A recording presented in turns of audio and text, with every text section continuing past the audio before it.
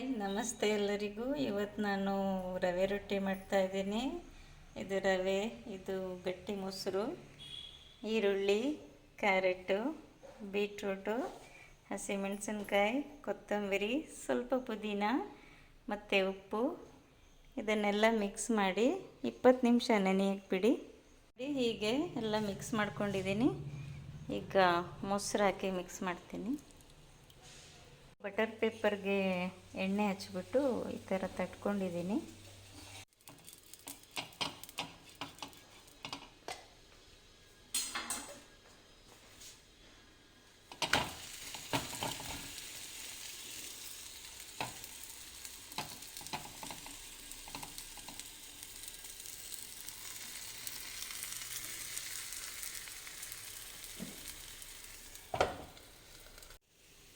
ನೋಡಿ, ಈಗ ಎಣ್ಣೆ ಹಾಕ್ಬಿಟ್ಟು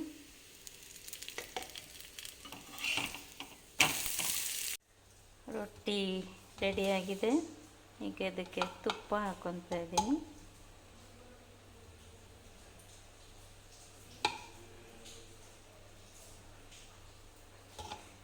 ಇದಕ್ಕೆ